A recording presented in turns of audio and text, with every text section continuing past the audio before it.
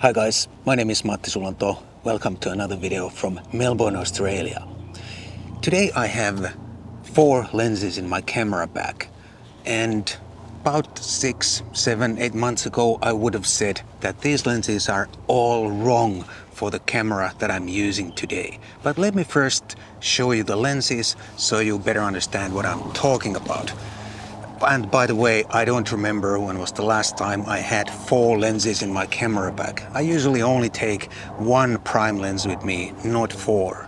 Today is very much like an exception. Anyway, the first lens is the Sony 50mm f2.5. The second one is the Sony 24mm f2.8. And hold on, the next one is the Sony 40mm f2.5. And then I have the Viltrox 20mm f2.8, and these are all full frame lenses, and the camera that I'm using today is the Sony a6700. It's an APS-C sensor camera. I can't show you the camera, I'm using it to film this video. I'm gonna shoot some B-roll with my iPhone to show you the a6700. Anyway, that would have been the wrong part, using full frame lenses on an APS-C camera. I have always very much opposed to that. I've always thought that a lens designed for a particular sensor size, like a native lens for that sensor size, delivers the best optimal performance. It has the best size, weight and image quality for that particular sensor. But now I have changed my mind. My mind has changed after I purchased the Sony a6700. I have seen the light, and now I fully understand why it makes perfect sense to use APS-C lenses, full frame lenses on APS-C sensor camera. And these 4 lenses, in my opinion, are by far the best Sony full frame lenses to be used on a Sony APS-C camera. Why do I think so? Well, first of all, I have these lenses with me. These are the only full frame prime lenses that I have with me right now, and I think that's a good reason to think that they are the best. But these are all compact lenses, very sharp, and I think good value for money. I think that's enough reason. There are these choppers flying all over the place. I don't know what is going on. I hope it's nothing serious. I think I have to wait until the chopper goes away. It ruins my audio. Alright, the chopper disappeared. I hope it doesn't appear again anytime soon. Anyway, these are some of the reasons why I always thought that full frame lenses on an APS-C camera are dumb. And the same goes, by the way, for APS-C lenses on a Micro Four Thirds camera. There are many APS-C lens designs that the manufacturer converted to Micro Four Thirds just for the sake of convenience. They didn't bother to design a dedicated Micro Four Thirds lens. They simply converted their existing APS-C lens for Micro Four Thirds. I have always thought it's pretty dumb to carry unnecessarily big lenses with you that are sort of too big for a sensor. And also, one other thing is the angle of view. It tends to be sometimes a bit funny, and it doesn't match the standard angle of view that we are so used to. For example, the 50mm lens here, it equals to about 75mm. The 40mm equals to 60mm. That's a bit weird focal length. The 24 equals to 36mm on APS-C, and that's pretty good. It's almost like 35. And the 20 equals to about 30mm, which is also pretty neat. It's very close to the traditional 28mm lens. And I have to say that now that I look at the angle of view of these lenses on an APS-C camera, it's not that weird. The only kind of weird is the 40, which equals to about 60. 60 is kind of weird. It has never been any kind of a standard focal length. I think Nikon has some macro lenses that are 60mm in focal length, but other than that, I don't think there are many 60mm full frame lenses or 35mm film lenses. The 50 is about 75 on an APS-C, but for example, Leica has many 75mm lenses for their M system at least, so it's not that weird. Another very important reason for me to use these full frame lenses on my Sony APS-C camera is the double duty these can perform on an APS-C camera. I'm traveling with two cameras, two Sony camera bodies. The other one is the A7 Mark IV, it's a full frame camera, and the other one is the A6700 APS-C camera.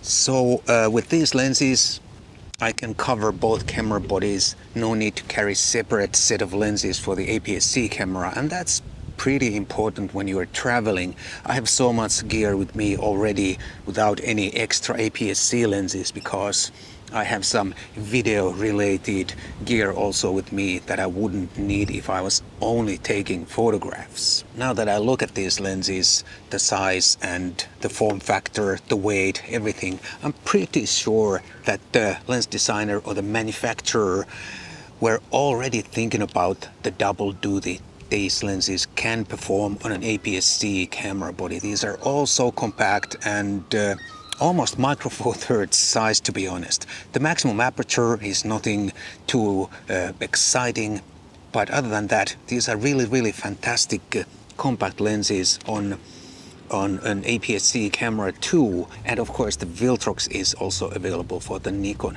Z mount. I think this Viltrox 20mm f2.8 is a fantastic value for money. It's under $200 US, and it's such a great lens. Whether you put it on a full frame camera or APS-C camera, it doesn't matter. It performs really good, especially when you think about the price. I already said the maximum aperture on these lenses is nothing too exciting. It's f2.8 or f2.5.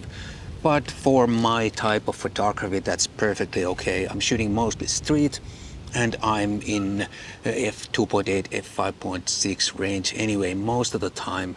And the image stabilizer on the A6700, by the way, is so much improved that even in low light I can easily shoot at f2.8 and still stay at pretty low ISO values if I want to, because the stabilizer allows me to use longish shutter speeds like half a second, quarter a second easily. At the start of this video I said I usually only take one prime lens with me when I go out and do my street photography. However, with these four lenses I could easily assemble a really nice two prime lens kit if I wanted to. For example, the 20mm and the 40mm would equal to a 30mm and a 60mm. Very nice, almost like traditional street photography kit. You would have your moderate wide angle and your standard lens in these two. And also the 24 and the 50 would also make a really nice pair. The 24 would be like your semi-wide angle or moderate wide angle, and the 50 would be your 75mm short telephoto. Very sweet combo actually. But what about you? Do you have two different formats that use the same mount? And do you have lenses like these that serve double duty on your cameras? Please leave a comment down below and let me know. You could always argue that a compact zoom lens, like for example the Sigma 18 to 50mm f2.8, which I own by the way, would cover the same range as these four lenses, and the Sigma is not much bigger than this 50mm or 40mm lens. But I guess the preference, whether you use a zoom lens or prime lens, is just a personal preference, and I happen to like prime lenses. I think they help me to concentrate more on my photography. But some people prefer zoom lenses, and there's no right or wrong there. I bought the Sigma more for video because for video a zoom lens is so much more practical. Of these four lenses that I have here, I very much prefer the 24 and the 20. They suit my shooting style, and I find the 40 and the 50 on an APS-C camera, that is, I find these a little bit weird, and I find it very difficult to shoot on these lenses and make any kind of sensible pictures. I have always found a short telephoto not very useful for my street photography. I When I was still doing paid assignments, I used an 85 or 100 millimeter lens all the time for portraits. But for my street photography, short telephoto is simply not really my thing. I'm super happy with the results I get with all these 4 full-frame lenses mounted on the Sony a6700 camera body. I guess you sort of expect some sort of decent results, at least with these Sony G-series lenses.